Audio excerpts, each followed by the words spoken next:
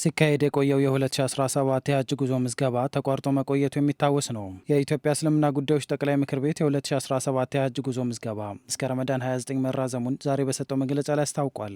ምዝገባው የተቋረጠው በሳዑዲ የሀጅ ሚኒስቴር ትዕዛዝ ምክንያት መሆኑን በመግለጫው ተነስቷል። እስከ ረመዳን 29 ድረስ ተጨማሪ የምዝገባ ቀናት በመፈቀዱ ጉዞውን የሚያደርግ ማንኛውም ሰው በእነዚህ ቀናት ሊመዘገብ እንደሚገባ በመግለጫው ተመላክቷል። ምዝገባ እንዲቋረጥ ስንወስን ከራሳችን ሳይሆን እኛ የምንከተለው የሳዑዲ ሀጅ ሚኒስቴር ነው።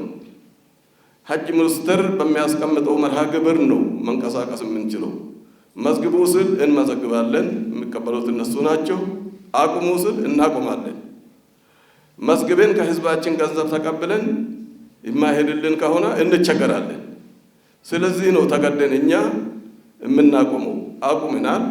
አሁን ደግሞ በተደረገው ትብብር ጥየቃ እስከ ረመዳን 29 እንዲራዘምልን ፍቃድ አግኝተናል። አልሐምዱሊላህ ረብል ዓለሚን። ምዝገባ ያላከናወኑ የሀጅ ተጓዦች በተጨመሩት ጥቂት ቀናት በመላው ሀገሪቱ በሚገኙ 30 የምዝገባ ማዕከላት መመዝገብ እንደሚችል የተገለጸ ሲሆን እስካሁን የተመዘገበው ቁጥር ከተጠበቀው በታች መሆኑ ተገልጿል። የጉዞው ዋጋ ከዚህ በኋላ የሚቀንስበት እድል ስለማይኖር በተሰጠው ተጨማሪ ቀናት ውስጥ ምዝገባውን እንዲያከናውን ጥሪ ቀርቧል። እስካሁን የተመዘገበው የሁጃጅ ብዛት በየጣቢያው ህዝቡ በመዘናጋቱ በተለይ የዋጋው ከዶላር አንጻር ጨምሯል፣ በጣም ጨምሯል ብሎ ስላሰቡ ድሮም ረመዳን ውስጥና ከረመዳን በኋላ ነው ምዝገባ ብሎ በመዘናጋታቸው ከተጠበቀው በታች ነው።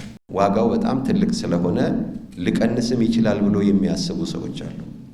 ሐቂቃውን ለመናገር የሚቀንስ ነገር የለም። ምክንያቱም ዋጋው መጀመሪያውም የተቀመጠው በዘፈቀደ አይደለም። በሳዑዲ አረቢያ ላይ ከምናወጣው ወጪ አኳያ ተሰልቶ የመጣ እንጂ ዝም ተብሎ በግምት የተቀመጠ ዋጋ አይደለም። እንደውም አንድ ነገር ለመናገር ምዝገባውን ዋጋ ተመን ሲደረግ በነበረበት ጊዜና በዛሬ እንኳን መካከል በጣም ብዙ ልዩነት አለ እንበል። ዛሬ ላይ ብናሰላ ኖሮ 625,000 ብር ሳይሆን 645,000 ብር ነበር የሚመጣው። ምክንያቱም የዶላሩ ለውጥ አለ። አሁንም ምናልባት አሁን ወደፊት ምን ሊሆን ይችላል አናቅም። እኛ አሁን ዋጋ እየጨመርን አይደለንም፣ አንጨምርም። በኢትዮጵያ ሁለቱም ታላላቅ ሃይማኖቶች በጾም ወቅት የሚገኙ እንደመሆናቸው ለሀገር ሰላምና አንድነት መጸለይ የሚያስፈልግ መሆኑም ከምክር ቤቱ የተሰጠ ማሳሰቢያ ነው። በሃይማኖት መካከል ጠብን የሚጭሩ ግለሰቦችን ተከታትሎ ህጋዊ እርምጃ መውሰድ ከመንግስት የሚጠበቅ ስለመሆኑም ተመላክቷል። እንዲህ ያለ ተንኮሳ የሚፈጥሩ ሃይማኖትን ወክሎ አይደለም፣ ተቋማቱን ወክሎ አይደለም፣ ተቋማቱ ልኮ አይደለም፣ የተቋማቱን ኃላፊነት ወስዶ አይደለም። የግል ተንኮሳ ነው። የግል ተንኮሳ ሰላም እንዲደፈርስ የሚያይሰራ ስራ ስለሌለ ይሄንን ተከትለን እኛ የአብሮነታችን ትላንትና የነበረ የጋራነት የአብሮነት የመተባበር ተጠናክሮ ይቀጥላል እንጂ እንደ ተንኳሾቹ ይሻክራል ብላችሁ የምታስቡ ከሆነ ተሳስታችኋል ነው።